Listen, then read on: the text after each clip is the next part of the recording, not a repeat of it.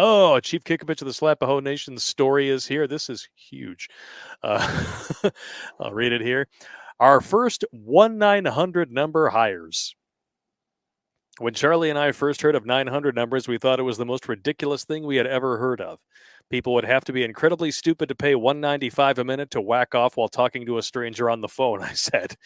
Charlie said, people are incredibly stupid. Let's set up a boiler room and get in on it. As I wrote earlier, we were both down with anything the other wanted to do, so game on. The first thing we did was have the phone lines run into the 4-car detached garage out back and have shoulder-high partitions put in to make 15 cubicles out of the upper loft to block sound while numerous conversations were going on. While we were getting the space ready, we had to handle talent acquisition, not to be confused with ejaculation. Most of those operations were in the LA area for some reason, the abundance of failed actors and wannabes to staff the phone lines. Luckily for us, we had access to a similar pool. First, there was the Long Wharf Theater that hosted amateur and professional productions. The amateurs were always in need of supplementary income. Our pitch was that as sleazy as it was an acting job, and it beat every job an aspiring actor could find in income potential. We made the same pitches at the 2 improv theaters in the area, as well as the Yale Drama School and the local state college. While we were getting the talents sorted, we placed ads in the New Haven Advocate, the Hartford Advocate, which were free regional papers, and the sports sections of the local papers for 30 miles around. Once we were up and running smoothly, we outgrew our regional outlook and placed ads in the Hollywood Express, the LA Free Press, and sleazy New York City publications devoted to the sex trade. You guys are geniuses, man. Yeah. The Yale kids were useless for our purposes, too hoity-toity and proud to even bother applying. We found it strange that they were heavy users of food stamps, yet not hungry enough to take on a simple acting gig. If only you could have foreseen the world of 2023 with OnlyFans. Oh, my God. Maybe it was too simple, he continues. Maybe it was too tawdry. It would have been a total mindfuck if Jodie Foster, who was attending the Yale School of Drama at the time, called for an audition. Yeah, then she really would have been the accused. We decided to start with 4, auditioned 19, and kept 8 for a start. It was a good thing we overhired because we needed even more within a month. Within 3 months, we had moved our cars out of the garage because we needed the lower floor space for cubicles. Damn. The first keeper we hired was a fat guy named Lester who had a long hair and a goatee from the improv theater. He affected a low, sultry, feminine voice that would have had me hot if I hadn't seen him before he spoke. In time, he was one of the best ever. But he started out so dirty, we had to ride herd over him for a few days. Okay. People kept hanging up on him for being too nasty. It is too fucking good. Oh, man. It's just getting better and better. Once he settled into the role and honed his act, he went back to playing the same perverted bitch with one difference. No one was hanging up. Half of his calls went on for 20 minutes or more. So I couldn't do that. If I knew that it was a dude on the other end of the line spanking his monkey to me making this voice, oh, no. I'd have to shower between calls. That's just dirty. You have to shower your soul after that. Half of his calls went on for 20 minutes or more. He was always stoned, but we didn't care where he got his inspiration. 1 Timothy chapter 5, verse 18, you shall not muzzle an ox while it treads out the grain, and the laborer is worthy of his wages. Good advice for a business owner to follow. We had to work out a pay and bonus structure to compensate him and our other stars fairly. One day, we just had to ask him how he could talk to random men on the phone about... hang on a second.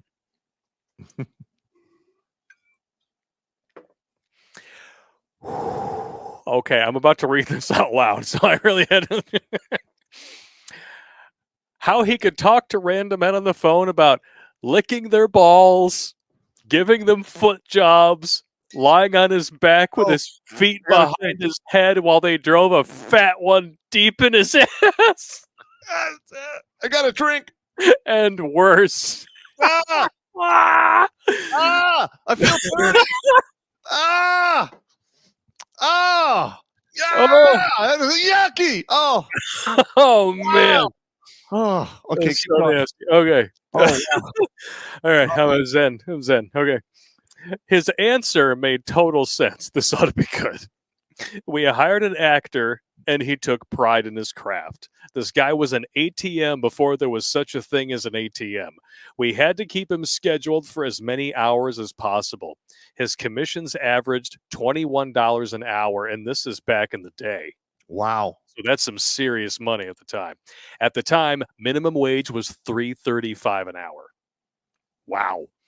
He went on to steady work off Broadway, and I'm sure he put this all over his resume.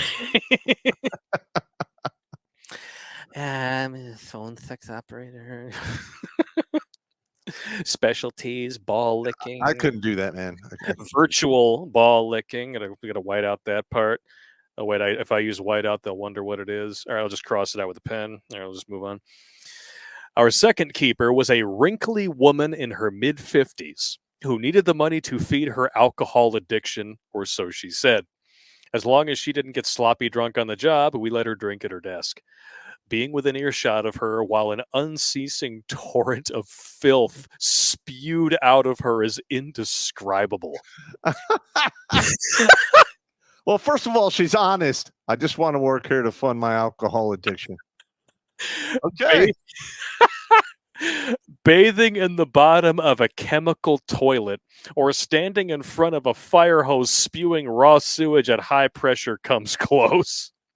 She was only doing what we hired her to do, and Ma Bell was billing her callers $1.95 a minute on our behalf for her performance, so we had no complaints.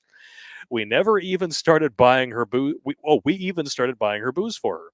At first, we bought her the good stuff, but she told us no. Her character drank only cheap gin, so Gordon's it was. We never believed she was a lush. She stretched a half pint to last for 3 days. Mm. We checked by putting a mark on the label of more than one of her bottles. Later, she told us that she had to stay in character. She was playing a hooker, and alcoholism was her character's motivation. Actors. Okay. All right, actors. We hired the Toothpick twins, who were not related, from the Long Wharf Theater. Those two were so dirty that I questioned whether Linda Lovelace could have stood being in the same room with them. The younger one gave one hell of a phone rim job, complete with slurping sounds, Oh! or used a banana to simulate gagging on a cack. Ah! She was so obscene that neither Charlie nor I could stand to spot check her act more than once every other month, although we admired her dedication to the role. Wow. The other one wore a short skirt with no panties so she could diddle herself while talking with the customers to keep it real. Charlie and I joked that had she not been only 20 and sister Simon Marie was only recently deceased, she could have been her reincarnation. Between the two of them, they were pulling in over 7 G's billed per week by the phone company. Wow. I would have been half tempted to see if their live performance matched their phone shtick if I had no standards. I've seen prettier prolapsed rectums protruding through fags' assholes in the ER.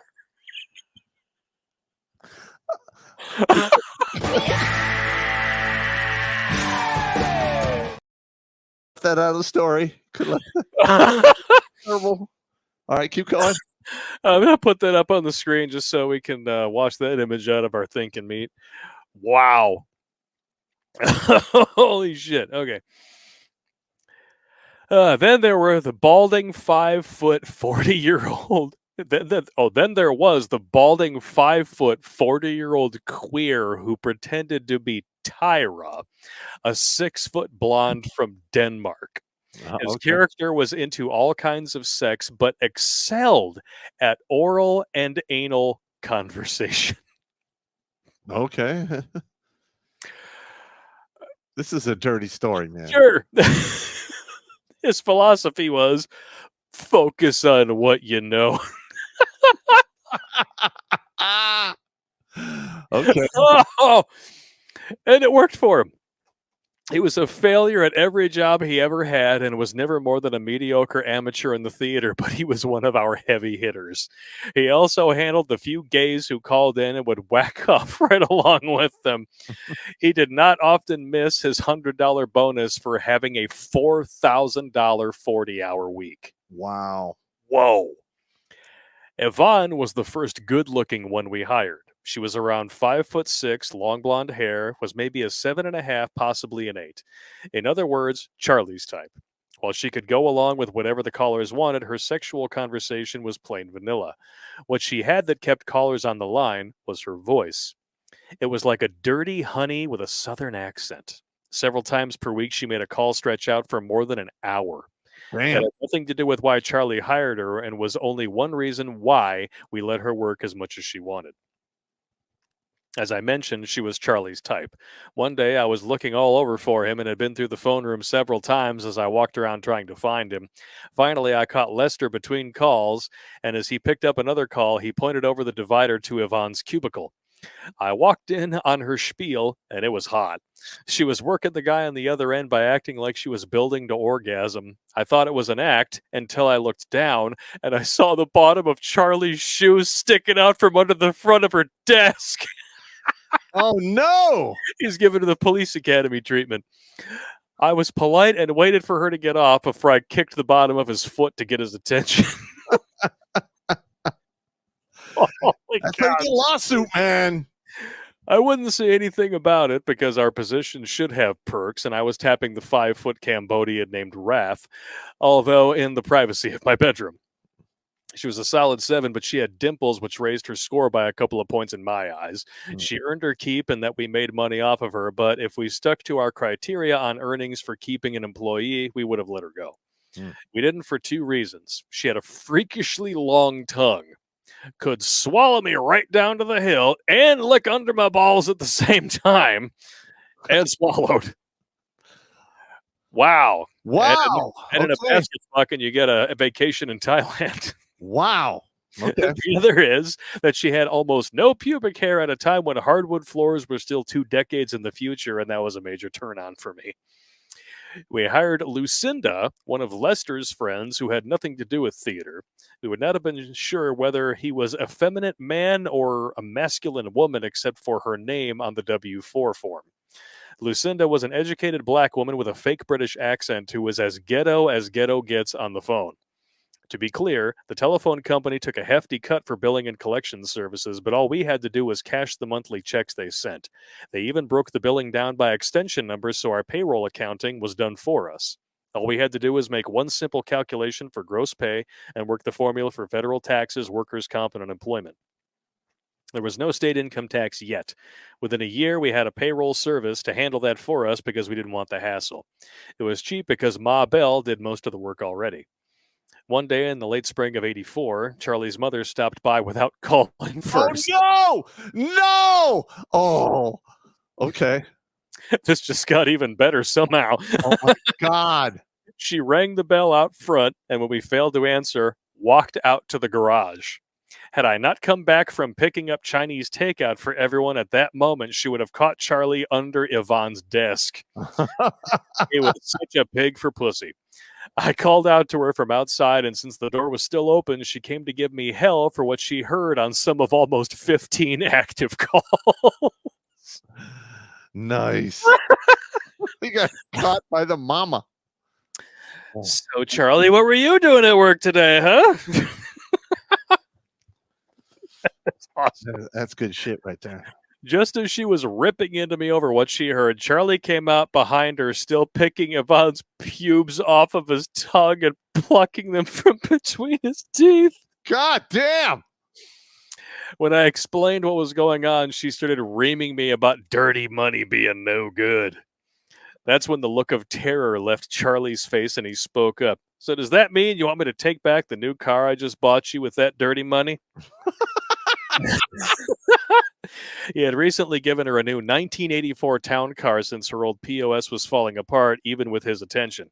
Driving it felt like being inside a washing machine on spin cycle with an unbalanced load. That's bad. She grumbled a bit, but then kept the Lincoln. Later, Charlie commented that he had not given her the car. He had no idea what she would have done, or had he not given her the car, she had no idea what he would have done, what she would have done to us, considering what happened when I caught him when she caught him with that Playboy back in 1968. Ah, Probably got rolled up and whacked him on the ass with it. My rejoinder was that in another couple of seconds, had I not arrived, she would have caught him under the desk, and not even a chauffeur-driven Rolls would have saved him. He laughed and then shuddered immediately afterwards when the meaning of what I had just said sunk in. About a year later, I went out to California for a 2-year graduate degree program in microbiology and a job in the ER at Martin Luther King Hospital in Ghetto, LA. Took the job with the understanding that I would be on leave during the summer. A lot of my stuff was still in the house I owned with Charlie, and I wanted to spend that time hanging with him. I did that again in 87 when I sold my interest to him, and we sold the core of the boiler room operation consisting of the phone numbers and the employees. The new owners lost our people within 3 months because they got greedy and wouldn't share. They tried to get away with paying a mere $5.25 an hour, a competitive wage with customer service jobs, but they didn't understand that those people were on a whole other level. To do that work well takes a lot more than working through a flowchart. To excel like the masters they were takes improvisational skills that few have the training or talent to achieve. We should have kept it until the 90s when gay phone sex lines took off. That was a cash bonanza, although the people I met who ran those boiler rooms were as creepy as can be. I think they may have started off normal, but the business warped them, so no real regrets. Part 2 will be some of the people we hired beyond those first 8, or maybe some of the ones too fucked up for us to hire. Wow. You never go wrong with Chief Kick a Bitch of the Slap-A-Hoe Nation. No, that was a damn good story. Wow.